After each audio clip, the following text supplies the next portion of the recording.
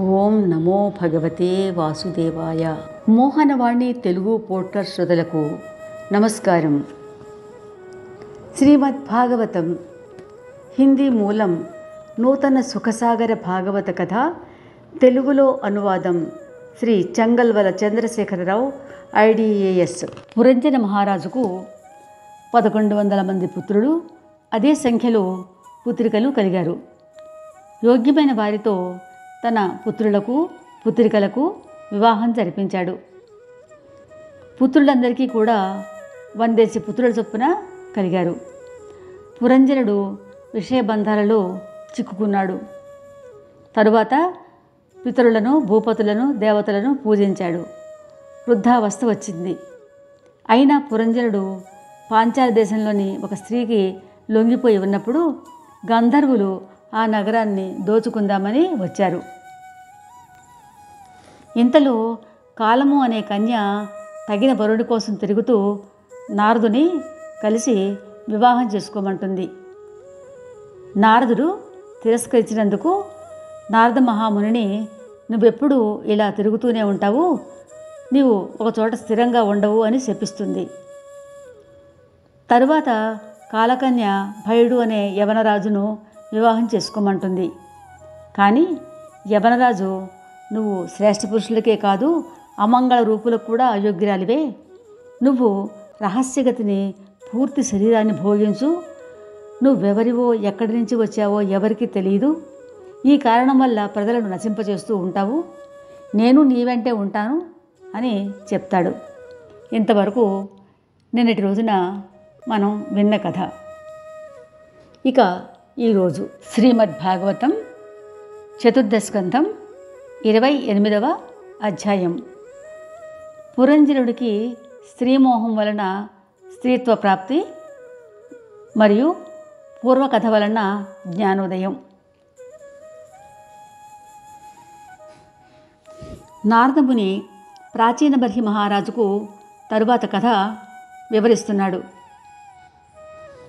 ఓ రాజా, భయరాజు ఆజ్ఞ విని అతని సేనల్లోని చాలామంది యోధులు ప్రజ్వారుడితోనూ కాలకన్యతోనూ ప్రపంచమంతా తిరగసాగారు.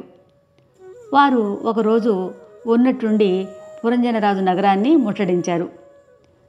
కాలకన్య పురంజనుడి నగరాన్ని బలవంతంగా భోగించసాగింది. కాలకన్య ఆ నగరంలోకి వెళ్ళిన వెంటనే సింహద్వారాలని తెరచివేసింది.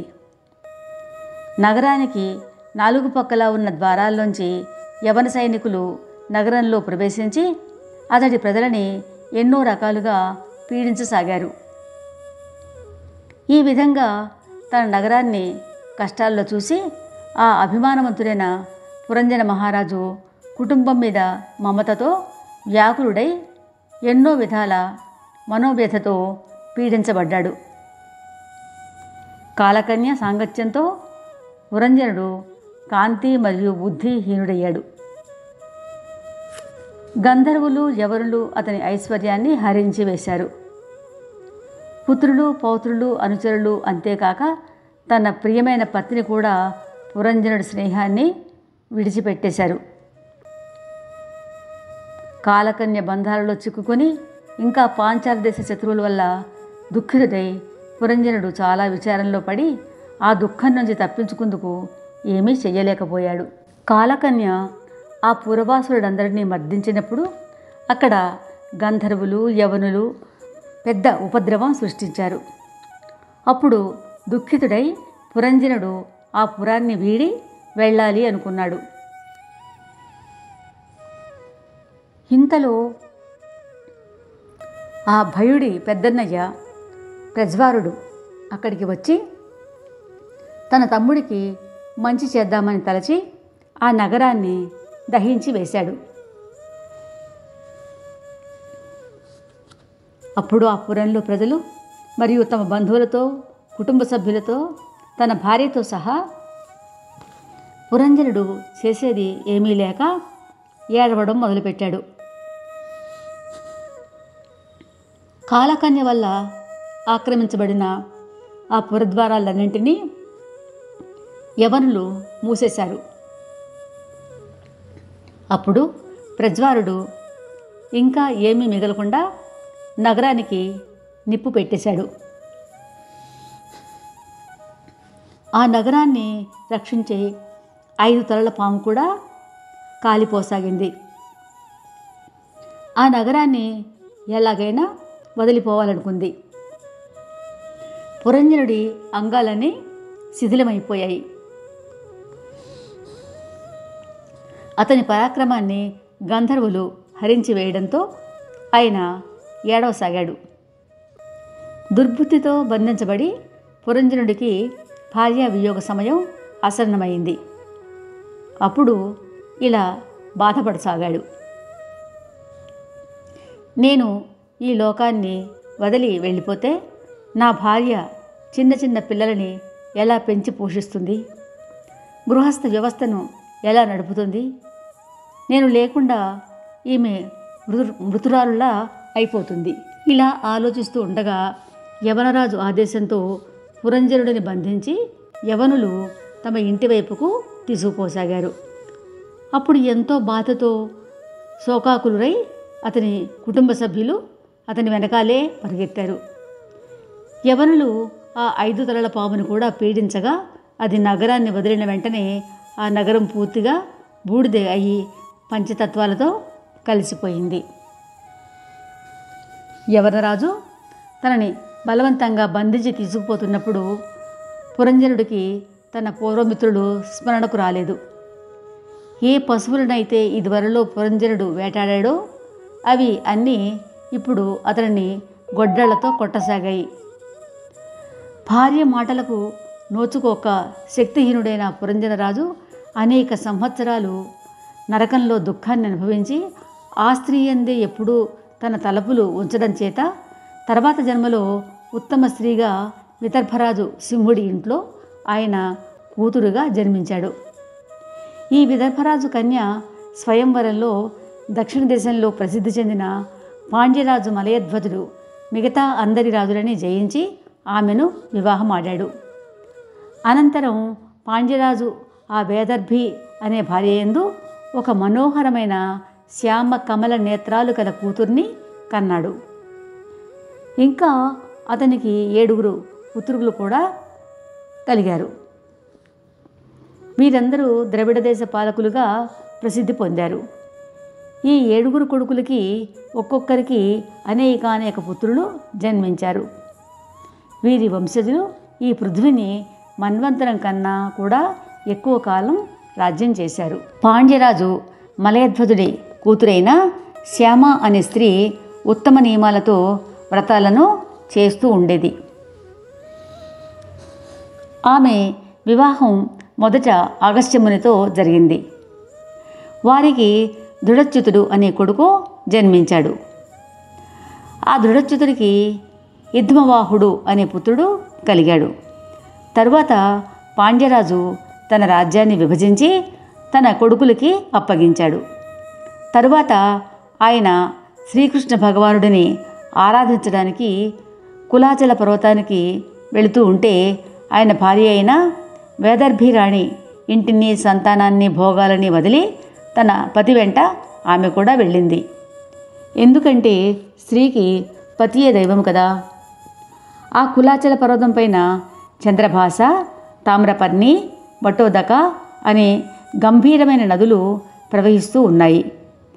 వాటి పవిత్ర జలాలలో స్నానం చేసి ఆ భార్యాభర్తలు తమ అంతఃకరణాలను మలినాన్ని కడిగేసుకున్నారు. కందమూలాలు, గింజలు, ఫలాలు, పత్రాలు, గడ్డి మరియు జలాలతో జీవిస్తూ ఆ రాజు శరీరాన్ని శుష్కింపచేసుకుని ఘోరమైన తపస్సు చేయసాగాడు. ఆయన చలి, వేడి, వాయువు, వర్షం, ఆకలి, దాహం, సుఖదుఖాలు మరియు ప్రియము, అప్రియము అనే బంధాలను జయించి సమదర్శి అయ్యాడు. జపము, తపము, విద్య అను నియమాలను పాటిస్తూ ఉన్న అతని అన్ని వాసనలు భస్మైపోయాయి. అప్పుడు ఆ రాజు ఇంద్రియాలని, గాలిని, అంతఃకరణాన్ని తనకి వశం చేసుకుని ఆత్మని బ్రహ్మస్వరూపం అని తెలుసుకొని ఒక స్తంభంలా 100 సంవత్సరాలు ఒకే చోట నిలుచుండి వాసుదేవుడిపైన నిరంతరం భక్తితో ప్రీతితో ఉన్నాడు. అప్పుడు అతని వేరే దేహానికి సంబంధించిన ఏ వస్తువు మీద దృష్టి లేకుండా పోయింది. అంటే అన్నింటినీ త్యజించేశాడు. ఓ రాజా, అప్పుడు ఆత్మని పరబ్రహ్మ అని నమ్మి ఆత్మలో పరమాత్మని చూస్తూ అంతంలో ఈ అంతఃకరణ యొక్క వృత్తి రూప జ్ఞానాన్ని కూడా త్యజించి ఆ పాండ్యరాజు జీవన్ముక్తుడయ్యాడు. విదర్భరాజు పుత్రిక పాండ్యరాజు భార్య వేదర్భి మహాపతివ్రత అయిన కారణంగా అన్ని సుఖాలని త్యజించి పరమధర్మజ్ఞుడైన పతి మలయధ్వజుడి సేవలో ప్రేమపూర్వకంగా మునిగిపోయింది. ఆమె కూడా తన పతి సమీపంలో ఉండటం వలన శాంతి స్వరూపిణి అయిపోయింది. ఒకరోజు ఆమె సేవ చేస్తూ ఆయన చరణాలను స్పర్శించినప్పుడు చరణాలలో వేడి లేకపోవడం గమనించింది. అప్పుడు ఆ అబల తన ఆత్మతో దీనంగా ఆలోచనలో మునిగినప్పుడు అశ్రుధారలతో ఆమె స్తనాలు తడిసిపోగా అతి వ్యాకులురాలై ఆ మహాఘోరవనంలో పెద్దగా ఏడుస్తూ ఇలా విలపించసాగింది. ఓ రాజర్షి, లే లే, ఈ పృథ్వీ దొంగలతో అధమ క్షత్రియులతో భయభీతురాలవుతోంది. సముద్ర పర్యంతం ఉన్న ఈ పృథ్వీని రక్షించు. ఈ విధంగా అడవిలో విలపిస్తూ వేదర్భి తన పతి శరీరం వద్ద కూర్చుని అతని చరణాలపై బడి రోదిస్తూ కన్నీటి ధారలు కార్చింది. ఆ తరువాత ధైర్యం తెచ్చుకుని తన పతికి చితి ఏర్పాటు చేసి పతి శరీరాన్ని దానిపై పెట్టి చితికి నిప్పు అంటించి తను కూడా సహగమనం చేయడానికి ఉద్యుక్తురాలైంది. ఓ ప్రాచీన బహిరాజా, ఆ సమయంలో పూర్వమిత్రుడు ఈశ్వరుడు బ్రాహ్మణ వేషధారి అయి అక్కడికి వచ్చాడు. ఆయన కోమలమైన వచనాలతో ఆమెకు ధైర్యం చెప్తూ రోధిస్తున్న వేదర్భిని అడిగాడు. నువ్వు ఏ స్త్రీవి? ఈ చితిపైన పడుకున్నది ఎవరు? నన్ను గుర్తుపట్టావా? నేను నీ ప్రాచీన సఖుడను. సృష్టి సమయంలో నాలో స్థిరంగా ఉండి నువ్వు వివిధ రకములైన సుఖాలను అనుభవించావు. నీ పూర్వజన్మలో అవిజ్ఞాత అనే పేరుగల నీ మిత్రుడను. నువ్వు నన్ను వదిలి ఈ భూమిపైన విషయాలను భోగించాలని తీవ్రమైన వాంఛతో వెళ్ళిపోయావు. ఓ భామిని, నువ్వు నేను మానస సరోవరంలో నివసించేవాళ్ళం.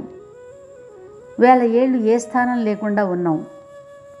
అప్పుడు నువ్వు నన్ను వదిలిపెట్టి విషయ సుఖాలపై కోరికతో పృథ్వీ మీద తిరుగుతూ ఉండడానికి స్థలాన్ని వెతకడం మొదలుపెట్టావు.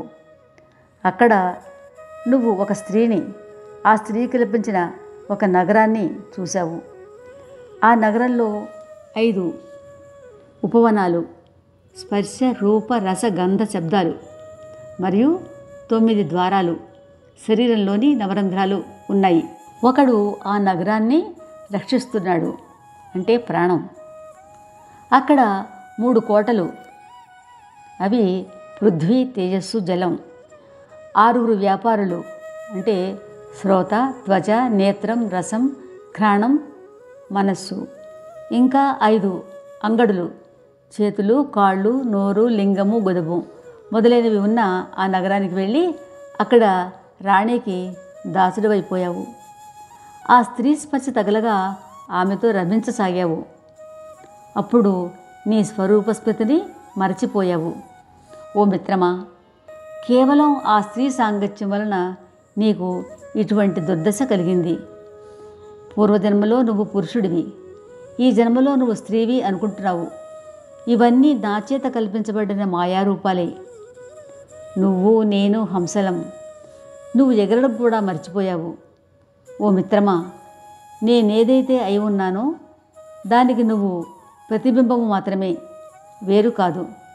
ఇదంతా అవిద్య వల్ల కనిపించే 2 భేదాలు అవుతున్నాయి.